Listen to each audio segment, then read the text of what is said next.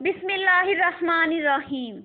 السلام علیکم ناظرین، امید ہے کہ آپ سب خیریت سے ہوں گے۔ ناظرین، آگے بڑھنے سے پہلے آپ سب سے گزارش ہے کہ ہمارے channel city of the truth کو سبسکرائب اور لائک کریں تاکہ آپ اصل حقائق سے آگاہ ہو سکیں اور ہم آپ کے لیے مزید حقائق پر مبنی ویڈیوز لے کر آئیں۔ ناظرین، ہمارا آج کا موضوع ہے کہ روزے کا مقصد۔ ہر سال کی طرح اس سال بھی ہم رمضان المبارک کے روزے بڑے جوش و خروش سے رکھ رہے ہیں، لیکن ہم میں سے بہت کم لوگ روزے کی حقیقت، فلسفے اور مقصد سے آگاہ نہیں ہیں۔ ہمیں معلوم ہی نہیں کہ روزے ہم پر کیوں فرض کیے گئے ہیں، اس کا کیا مقصد ہے۔ خالق کائنات اللہ تعالیٰ نے انسان پر یوں ہی نہیں روزے فرض کر دیے۔ روزے کی فرضیت کے پیچھے بہت بڑا مقصد ہے، لیکن افسوس ہماری بہت بڑی اکثریت روزے کے مقصد سے بے خبر ہے۔ حالانکہ ہم خود اگر کوئی کام سر انجام دیتے ہیں تو کسی نہ کسی مقصد کے تحت انجام دیتے ہیں، لیکن یہ ہماری بدبختی ہے کہ ہم دینی امور کو اس طرح سر انجام دیتے ہیں جیسے کہ ان کی کوئی خاص اہمیت اور مقصد ہی نہیں،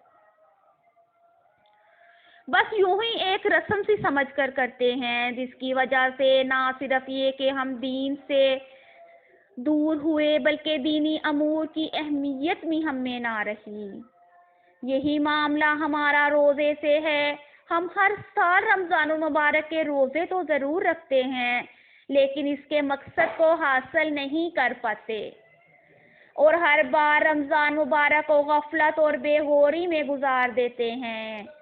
اگر ہم روزہ کے مقصد سے آگاہ ہوتے تو آج ہماری دنیا بھر میں جو بدتر حالت ہے وہ ہرگز نہ ہوتی۔ دینی امور سے ہماری دوری اور بے غوری کی اصل وجہ قرآن مجید سے دوری ہے۔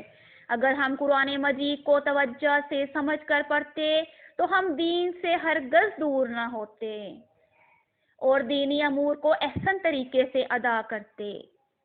خالق کائنات نے قرآن مجید کو جس مقصد کے لیے نازل کیا تھا، ہم نے اس کو تو پسے پش ڈال دیا، اور جن کاموں کا قرآن مجید سے دور کا بھی تعلق نہیں، ان امور کی انجام دہی کے لیے ہم بہت بڑھ چڑھ کر حصہ لیتے ہیں، جس کی وجہ سے ہم نہ صرف یہ کہ دین کے صحیح تصور سے دور ہیں بلکہ نزول قرآن مجید کے حقیقی مقصد سے بھی دور ہو گئے۔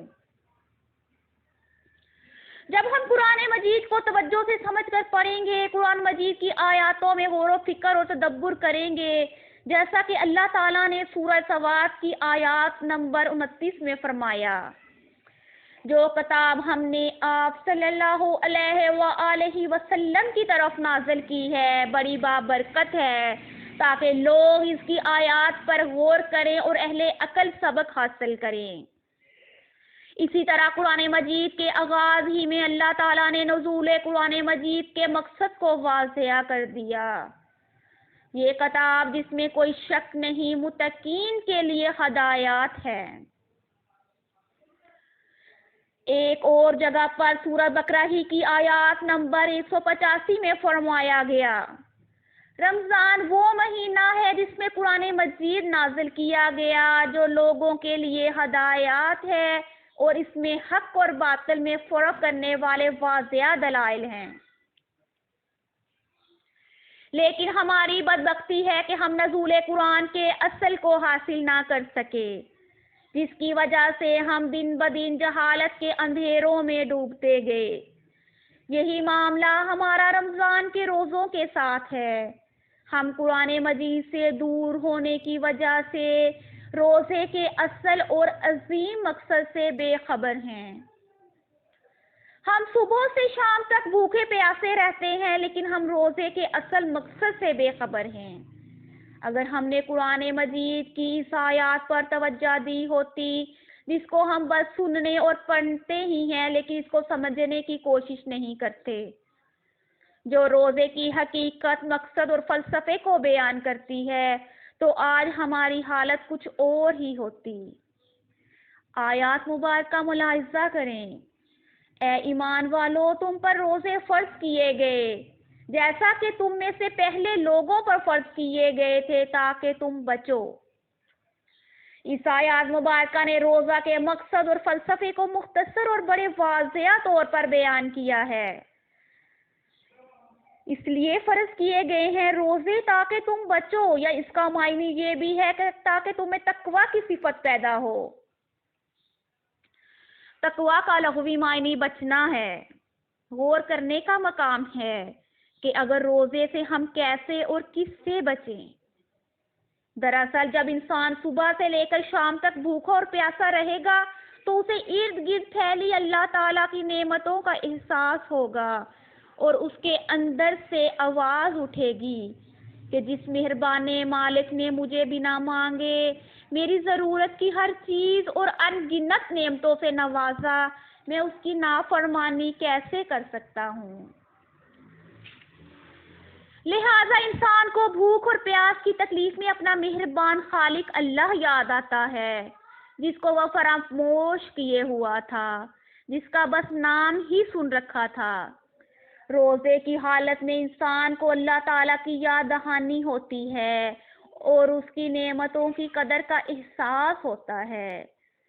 اگر انسان کو روزہ سے حقیقی معنوں میں اللہ تعالیٰ کی یاد دہانی ہو گئی اور اس کی نعمتوں کی قدر ہو گئی تو وہ ہر ممکن حد تک اللہ تعالیٰ کی نافرمانی سے بچے گا۔ اس لیے اللہ تعالیٰ نے فرمایا کہ تم پر روزے فرض اس لیے کیے گئے ہیں تاکہ تم بچو۔ یہی تقویٰ ہے، یعنی اللہ تعالیٰ کے احکامات جو انسانی زندگی کو پرسکون بنا دیتے ہیں کو توڑنے سے بچنا اور اجتناب کرنا ہے۔ یہی روزے کا حقیقی مقصد ہے کہ انسان کے اندر اللہ تعالیٰ کی نافرمانی سے بچنے کی صفت پیدا ہو، اور روزہ ہی سے انسان کے اندر جو دوسری صفات پیدا ہوتی ہیں تو ان سے بھی انسان کے اندر اللہ تعالیٰ کی نافرمانی سے بچنے کی اعلیٰ صفت پیدا ہوتی ہے۔ مثلاً روزے ہی سے انسان کے اندر صبر کی صفت پیدا ہوتی ہے۔ صبح سے شام تک روزہ دار ان افعال اور اشیاء سے بھی اپنے آپ کو روکے رکھتا ہے جو حلال ہیں۔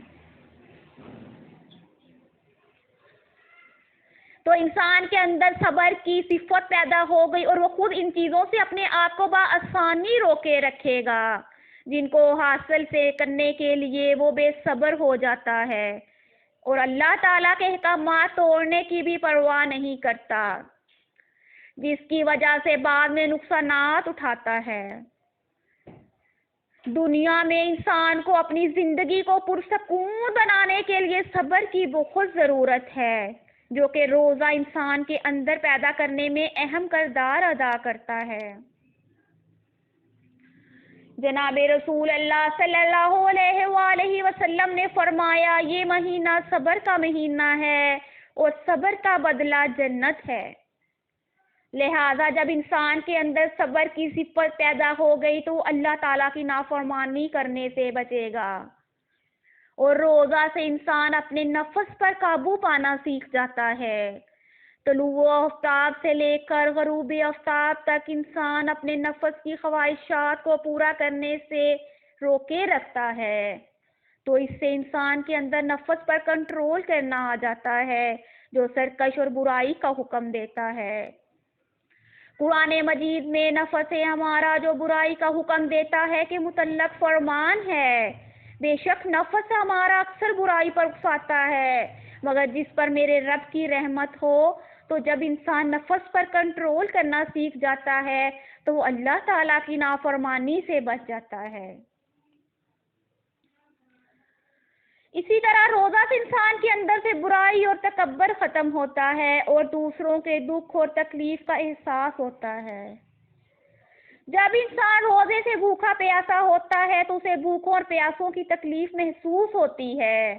یہ احساس اسے تکبر کرنے سے روکتا ہے اور غریب و محتاجوں کی مدد کے لیے ابھارتا ہے، اور انسان کے اندر صدقہ، خیرات، انفاق فی سبیل اللہ و احسان کا جذبہ ابھارتا ہے۔ لہٰذا اگر ہم نے روزے کا حقیقی مقصد اللہ تعالیٰ کی نافرمانی سے بچنا پا لیا تب تو ہم دنیا اور آخرت میں کامیاب ہیں۔ خدا نہ خواستہ اگر ہم اس مقصد کو نہ پا سکے تو پھر اللہ تعالیٰ کو ہمارے بھوکے پیاسے رہنے کی کوئی ضرورت نہیں، جیسا کہ جناب رسول اللہ صلی اللہ علیہ وآلہ وسلم نے فرمایا، جو روزہ دار روزے کی حالت میں جھوٹ بولنے اور اس پر عمل کرنے سے باز نہیں رہتا، اللہ تعالیٰ کو اس کے کھانا پینا چھوڑنے کی کوئی ضرورت نہیں۔ اگر انسان نے روزے کے مقصد کو حاصل نہ کیا تو اللہ تعالیٰ کی نافرمانی سے باز نہ آیا تو روزے اور قیام اللیل کا اجر ضائع ہو جائے گا۔ جناب رسول اللہ صلی اللہ علیہ وآلہ وسلم کا فرمان ہے، کتنے ایسے روزہ دار ہوں گے کہ ان کو رات کے جاگنے کی تکلیف کے علاوہ اور کچھ نہ ملے گا۔ ہمیں قرآن مجید کو توجہ سے سمجھ کر پڑھنا چاہیے تاکہ ہمیں دین کا اور دین کی تعلیمات کا صحیح ادراک ہو سکے اور تاکہ ہم اللہ تعالیٰ کے احکامات فرائض پر احسن انداز سے عمل پیرا ہو سکیں۔ ناظرین، دعا ہے کہ وہ ہمیں اس ماہ مبارک کے روزوں کا صحیح مقصد حاصل کرنے اور اس ماہ مبارک کی سعادتوں سے بہرور ہونے اور اپنے اعمال کی اصلاح کرنے کی توفیق سے نوازے، آمین۔